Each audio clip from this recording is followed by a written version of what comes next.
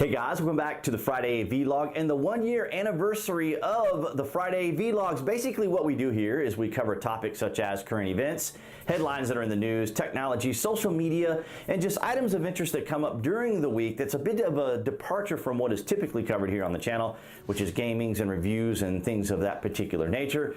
But nonetheless, the reason I kind of wanted to start diving into this is because I do have a background in politics, and I do have a background in Christian apologetics, both arenas of ideas where individuals were open for debate and discussion, and I really enjoyed that environment and that experience, particularly all the learning.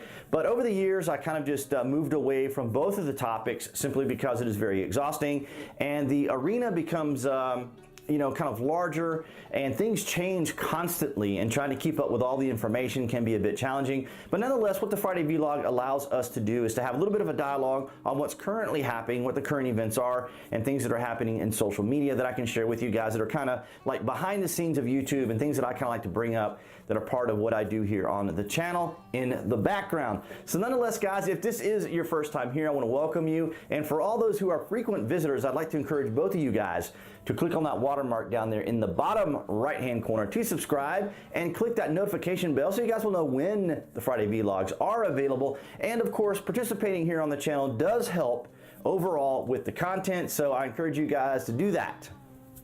I wanted to include in this Friday Vlog a new announcement from the Lost History channel. They have recently created a new channel called Light Up the Dark. On the Light Up the Dark channel, you will find some of the more popular, more interacted with videos that had the most comments from the original Lost History channel. But nonetheless, this is pretty exciting news. This will allow a new, fresher look at the content, as well as some new additional content that will be added there. But nonetheless, I'll leave all the details and information about Light Up the Dark in the published section below. So if you guys haven't already, be sure you go by there and subscribe. Last week, the USA Powerlifting Organization put out a statement saying that trans women would no longer be able to participate in women's lifting events. Now, a trans woman, for those who may not know, is a person who was born a biological male and has transitioned into a female. Now, for many years, we have known that the use of steroids or testosterone or androgens or other sorts of enhancement products was banned across most, if not all, sporting events.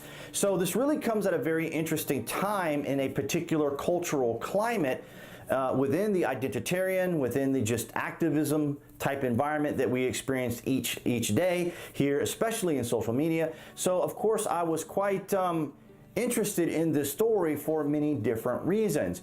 And for the most part, as of this recording from last week, the USA Powerlifting Association or organization has mentioned that it has banned all trans from participating in this event. Of course, the reason being because of testosterone usage and or androgen usage. And of course, these are particular products that individuals who are transitioning take as part of their procedures, part of their treatment, or part of their transitioning period. So nonetheless, looking into this or diving into this, we saw a very interesting discussion on Reddit.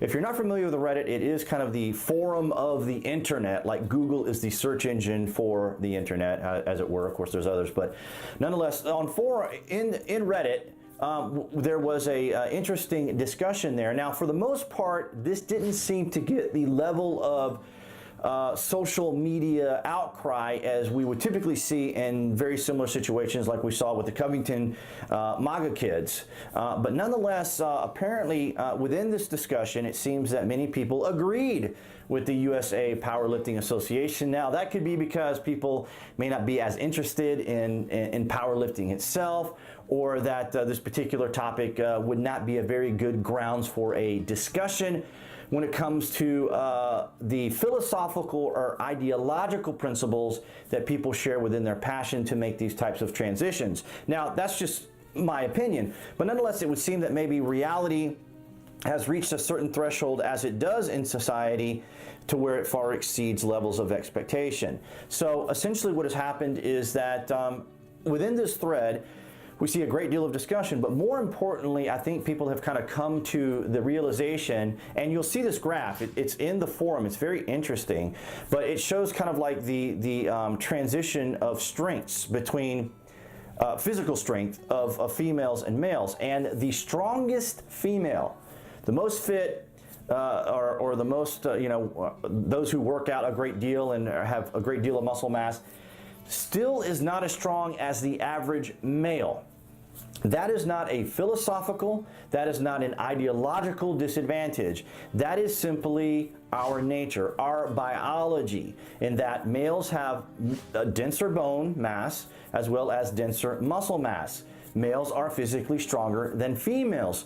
So when a trans woman is participating in these events, then of course it is biologically a male who is actually participating from the biological scientific definition. So I think that the organization really addressed this in a very dignified manner. Now, of course, that could be subjective as far as how the overall reaction is from the trans community, who for the most part isn't as vocal as some of the other, like say for example the LGBTQ groups or other activist type organizations within that social culture. I'm trying to tread lightly here because I don't want to come across as though that I'm issuing some form of criticism towards any of these groups of individuals or these people, because this is probably a very sensitive matter to those who participate in these types of competitions and who want to feel included, right? Because the bottom line is inclusion. All these particular groups, all these particular organizations, these particular ideologies and philosophies, the bottom line is, if you define them all, I would say their biggest thing is they want to be included, right? They want to feel as though they are meaningful human beings, which I agree with. I think that they are. And, fairness can be a very subjective thing. And how is it that we can create fairness within our environment? And the thing is, fairness isn't something that is designated for just one country or one nation or groups of people, but fairness is from a perspective, in my opinion. Now, I've heard individuals such as Joe Rogan mention this in a topic we're going to discuss in the next segment, and that is when people start identifying each other as human beings, when people start to realize, if people need to accept the fact that people are human beings. We're human beings. Yes, we are different. Now, as a person of faith, as a believer, I believe that the reason that we have so much difference in our environment and the reason that people are different is because our Creator loves diversity. Now, that might be a rather bold statement for my friends who are atheists or agnostics or skeptics or others out there, but that's just kind of my perspective. That's kind of like the operation that I come from. Now, I totally understand that those who are not believers have just as much of a moral and ethical compass as anyone else. And so, of course, their philosophy and ideology, like Joe Rogan, for example, says, yes, we should start seeing people as fellow human beings. I couldn't agree with that statement more. But nonetheless, I have been keeping an eye on this, and it doesn't seem to have progressed further. And there doesn't seem to be any, that I have seen so far, some sort of boycott or protesting of the USA Lifting Organization. But nonetheless, I will keep an eye on it. And any additional information you guys are interested in, I'll have down there in the published section below. This weekend, we did see a rather explosive and inflammatory and kind of a bit of an outrage in social media when it came to the interview with Joe Rogan and Jack Dorsey. Now, we have talked about Jack Dorsey here on the channel many times. Jack Dorsey is the CEO and owner of Twitter, and we have known about the particular suspensions, the bannings, and the political leanings that Jack has himself, as well as the particular controversial down with the patriarchy sign that he had and held up in India, which essentially violated even his own rules as a Twitter user.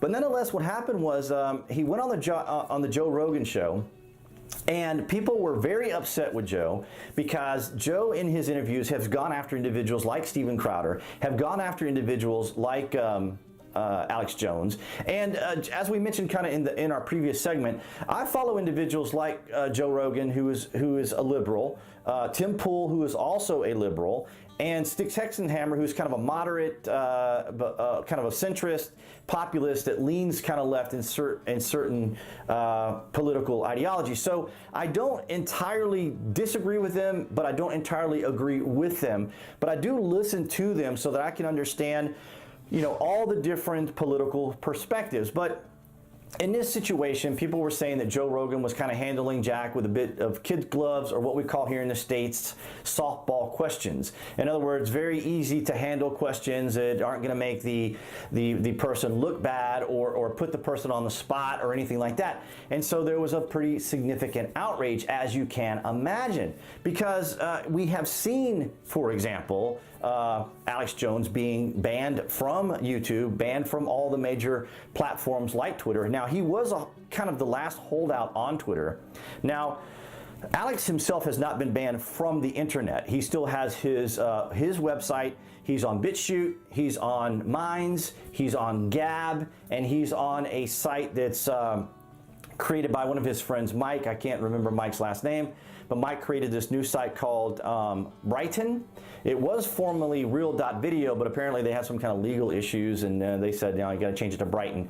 But nonetheless, so during this interview, which I'll link down in the published section below, it really created quite an outrage among kind of the social media community, individuals like myself who are YouTube creators. Now, I didn't really weigh into it because I know Rogan, I know how Rogan does his shows, and this was not anything unusual to me. Of course, naturally, I'm going to have a certain level of bias towards Joe, towards Tim, and towards Styx. But nonetheless, so what happened was, because of all the outrage, and I'm going to link that video. I'm going to link all the particular Joe Rogan videos down in the published section here, so you guys can check those out to see, like, for example, his initial interview video is downvoted tremendously versus upvoted. And then, of course, he came out later with another video saying that he was going to invite Jack back, that Jack, obviously saw all the backlash and things that were going on. So Jack is going to be coming back again to the show. Now, my argument here, or the statement that I kind of made was, well, you want your content to be as organic and genuine as it can be, which is what this is. I don't use a prompter. I occasionally use little notes to read from articles and stuff, but for the most part, this is just me talking to you as I would a friend or family member or whomever who I see, obviously in person. You guys are the audience, but nonetheless, so in this particular exchange between Joe and Jack, I think he could have gone after Jack, but Joe's, well, I almost said excuse. Joe's reasoning is that he doesn't really keep up with, what is actually going on in the social media realm. For example, like, probably many of you guys probably don't keep up with what goes on in the background of YouTube and what goes on in the background of some of the social heightened battles that go on, because there is a information war that's currently going on. There is an information war. I try to spare you guys from all those particular details because you probably come here for the entertainment value. You come here to kind of maybe even get away from just the politics in general.